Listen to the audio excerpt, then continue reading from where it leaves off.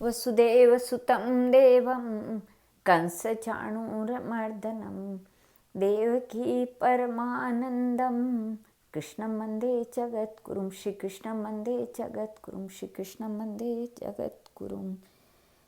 वैशाख मास की अंतिम 3 तिथियों की महत्ता तथा ग्रंथ का उपसंहार।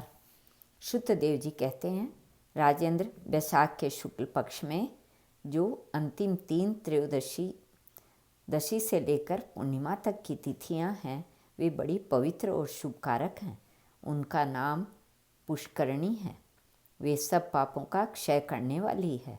जो संपूर्ण वैशाख मास में स्नान करने में असमर्थ हो, वह यदि इन 3 तिथियों में भी स्नान करे तो वैशाख मास का पूरा फल पा लेता है। पूर्व काल में वैशाख मास की एकादशी तिथि को शुभ अमृत प्रकट हुआ। द्वादशी को भगवान विष्णु ने उसकी रक्षा की। त्रयोदशी को उन श्रीहरि ने देवताओं को सुधा पान कराया। चतुर्दशी को देव विरोधी दैत्यों का संहार किया और पूर्णिमा के दिन समस्त देवताओं को उनका साम्राज्य प्राप्त हो गया। इसलिए देवताओं ने संतुष्ट होकर इन 3 तिथियों को वर दिया। वैशाख मास की ये 3 शुभ तिथियां मनुष्य के पापों का नाश करने वाली तथा उन्हें पुत्र पौत्र आदि फल देने वाली हो। जो मनुष्य इस संपूर्ण मास में स्नान न कर सका हो, वह इन तिथियों में स्नान कर लेने पर पूर्ण फल को ही पाता है। वैशाख मास में लौकिक कामनाओं का नियमन करने पर मनुष्य निश्चय ही भगवान विष्णु का सायुज्य प्राप्त कर लेता है।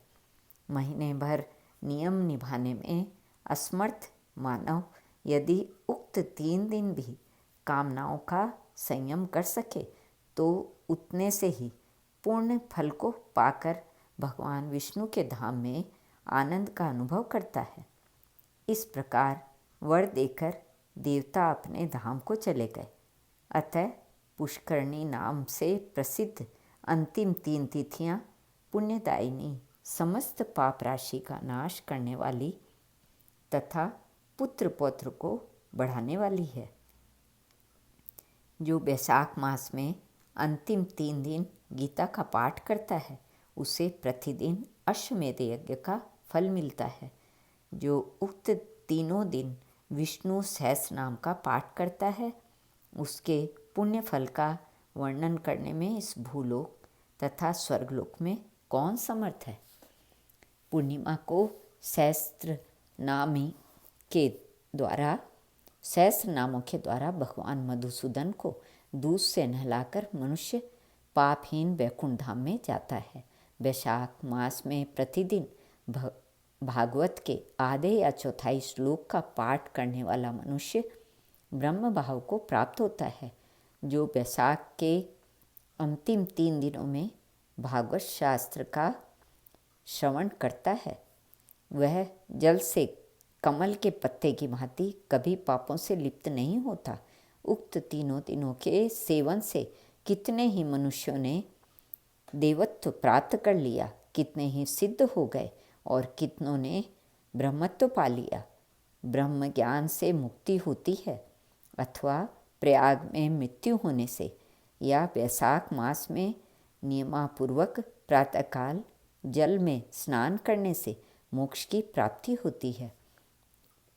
इसलिए वैशाख के अंतिम 3 दिनों में स्नान, दान और भगवत पूजन आदि अवश्य करना चाहिए।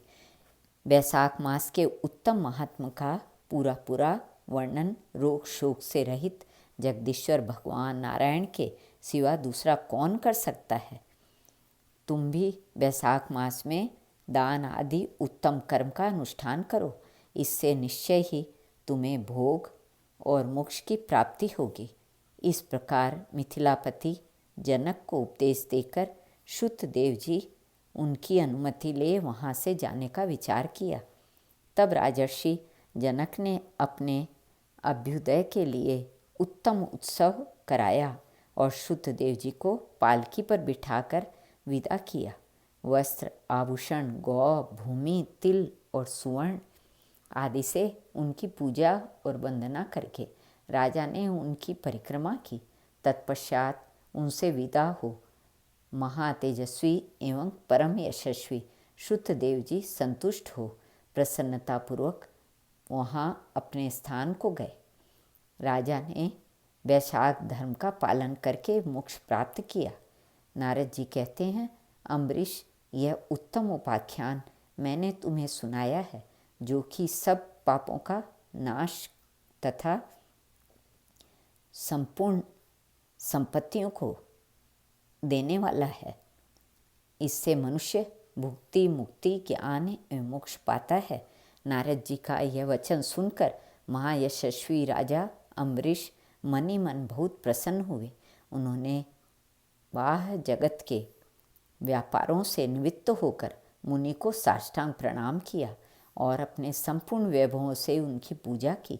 तत्पश्चात उनसे विदा लेकर महर्षि नारद जी दूसरे लोकों में चले गए, क्योंकि दक्ष प्रजापति के श्राप से वे एक स्थान पर नहीं ठहर सकते।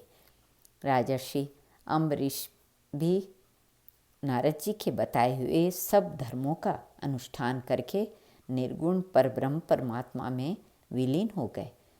जो इस पापनाशक एवं पुण्यवर्धक उपाख्यान को सुनता अथवा पढ़ता है, वह परम गति को प्राप्त होता है।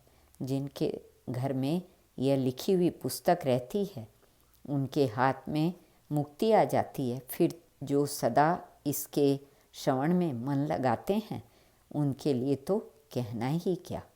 वैशाख मास महात्म्य संपूर्ण। श्री कृष्णार्पणमस्तु।